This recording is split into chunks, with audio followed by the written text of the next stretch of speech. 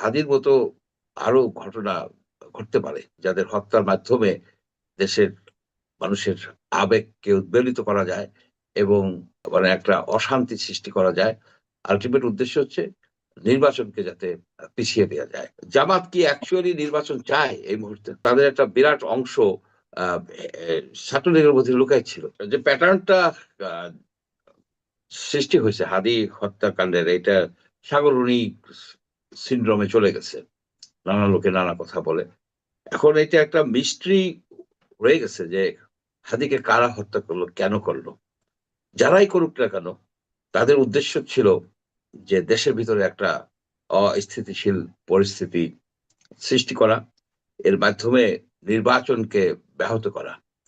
আপনি যা কিছুই বলেন, এই মুহূর্তে বিএনপি ছাড়া অন্য যে সব পার্টি আছে, বিশেষ করে আপনার জামাত, এসব পার্টি কিন্তু এই মুহূর্তে নির্বাচন চায় না।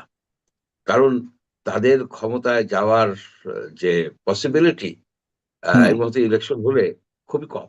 সুতরাং তারা কনসলিডেট করার জন্য আরো বেশি সময় চায়। নির্বাচনকে যদি পিছানো যায়, এখনো ইতিমধ্যেই তো শফিকুল ইসলাম খুব সম্ভব বললেন যে আইন শৃঙ্খলা পরিস্থিতি খারাপ।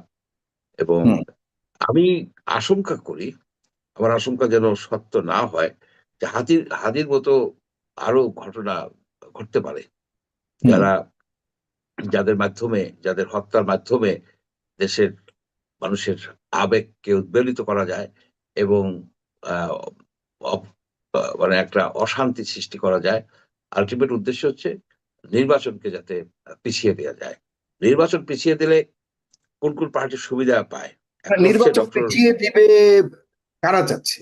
যেমন সম্পূর্ণ প্রস্তুত, এক বিন্দু পরিমাণও ছাড় দেওয়া হবে না নির্বাচন না হবার প্রশ্নে বা হবার প্রশ্নে, যেটি স্পষ্টভাবে বলেছেন ডাক্তার শফিকুর রহমান, জামায়াত ইসলামীর আমির। বিএনপি বহু আগে থেকেই 12 তারিখ নির্বাচন হবার জন্য ফাইট করে যাচ্ছে, সুতরাং এই দুই বড় দলের অবস্থান তো একদম দৃঢ় এবং স্পষ্ট।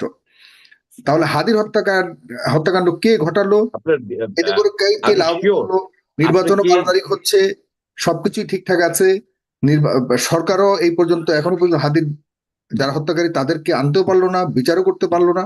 মানুষ মনে করে বিচার যেহেতু এতদিনও হয়নি, 1 মাসও হয়নি, আগামী কত কয় বছর হয় এটারও কোনো গ্যারান্টি দিতে পারছে না মানুষ, আশা রাখতে পারছে না মানুষ। না, এখানে একটুই করি যে জামাত কি অ্যাকচুয়ালি নির্বাচন চায় এই মুহূর্তে?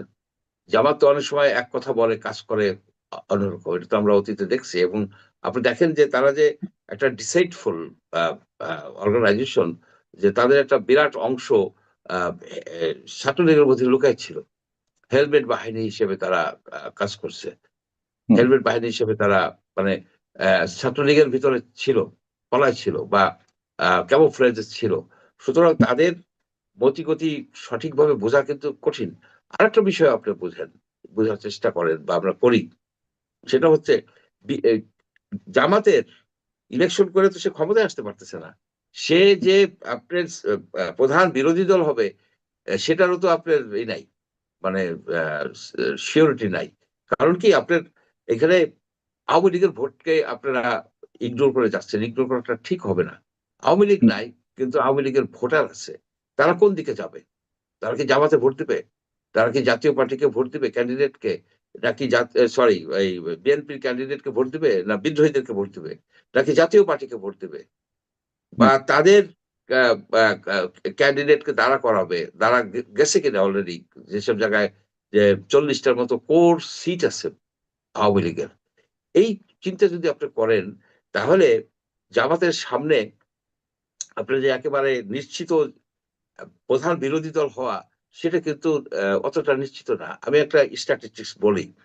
পপুলার ভোটটা দেখেন, যে ইলেকশন গুলি মোটামুটি গ্রহণযোগ্য ছিল কেয়ারটেকার আন্ডারে, যেমন 91-এ জামাতের পপুলার ভোটের সংখ্যা পার্সেন্টেজ ছিল 12% সামথিং।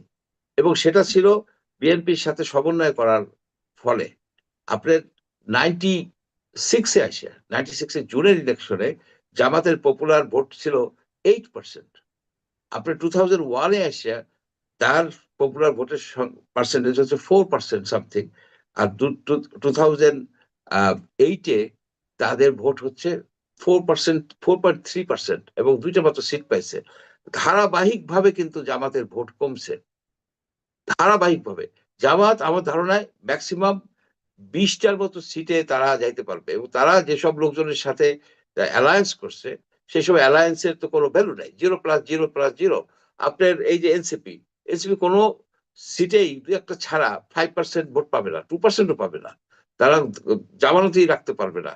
আপনার ইসলামী আন্দোলন যে পাংখা মার্কা, এটা সারা বাংলাদেশে আছে, মেবি 2%, 3%, 4%, তারা তো এর বেশি ভোট পায় না। আপনার এই যে হেফাজতে ইসলাম, সব মিলে কিছু কিছু সিটে হয়তো আপনার থ্রেশ হোল্ডে যাইতে পারবে, অর্থাৎ মেজরিটি হয়ে উইন করতে পারবে। জামাতের এই হচ্ছে যে তারা প্রধান বিরোধী দল হওয়াটাই হচ্ছে তাদের সামনের মেইন চ্যালেঞ্জ। সেটা কি জাতীয় পার্টিকে ওভারটেক করে তারা পারবে কিনা, সেই চিন্তাটাও করতে হবে। সুতরাং তারা চাবে আরো বেশি সময় নিয়ে আরো বেশি কনসলিডেট করি, আরো বেশি ইউনিভার্সিটিগুলি আপনার শিবির দিয়া, আপনার শিবির আসুক। মোট কথা, probably they are not ready. এই আলোকে যদি আপনি দেখেন, একমাত্র বিএনপি চাচ্ছে হার্ট অ্যান্ড সোল যে ইলেকশন হোক, ইলেকশন হইলে তারা নিশ্চিত ক্ষমতায় যেতে পারবে। অন্য পার্টিগুলি they are not so interested. এবং উপর দিয়ে কথা তো বলবে, লিপ সার্ভিস তো আমাদের দেশে থাকে যে ইলেকশন হওয়া উচিত, ইলেকশন হওয়া উচিত। আপনার কি কেয়ারটেকার গভর্নমেন্ট যারা আছে তারা কি, কেয়ারটেকার তো না, ইন্টারিম গভর্নমেন্ট, ইন্টারিম কি চায় মনে প্রাণে ইলেকশন হোক? এখানে তো একজন বললো যে আমরা তো কোনো ম্যান্ডেট টাইম ফ্রেম নিয়ে আসিনি। আর একজন প্রথম দিকে বললো ইলেকশন নিয়ে এত বেশি চেঁচামেচি করবেন না। ইউনূস সাহেব বলা শুরু করলো মাঝের দিকে যে আমাকে তো অনেকে 5 বছর থাকতে বলে, কেউ তো 10 বছর থাকতে বলে। হুম। এই পরিপ্রেক্ষিতে যে নির্বাচন একেবারে নিশ্চিত বলা যাবে না। আমরা অতীতে দেখি 2006 সনে যে নির্বাচনটা হচ্ছিল, যেখানে আওয়ামী লীগ এটাকে বর্জন করছিল, সেই ইলেকশনে কিন্তু সবকিছু হয়ে গেছিল, যাচাই বাছাই, তারপর উইথড্র হওয়ার পরে 22 জন 22 জন কিন্তু এমপি আনইলেক্টেড অলরেডি ডিক্লেয়ার হয়ে গেছিল সেই ইলেকশনে। কিন্তু সেই ইলেকশন তো বাতিল হয়েছে, তফসিল সহ। শুধু তফসিল ইলেকশন কমিশনও তো বাতিল হয়ে গেছে। হুম।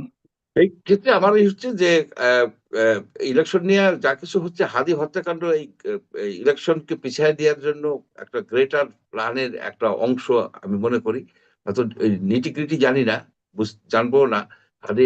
হাদি হত্যাটা কে করে ফেলছে, আপনার সাগর রুনি সিনড্রোমে নিয়ে গেছে। কখনো বলে সে আছে, সেটা সাহিদ সাহেব বললেন, সেটা সাহেব সে ইন্ডিয়া আছে, কেউ বলে দুবাই, এই সেই।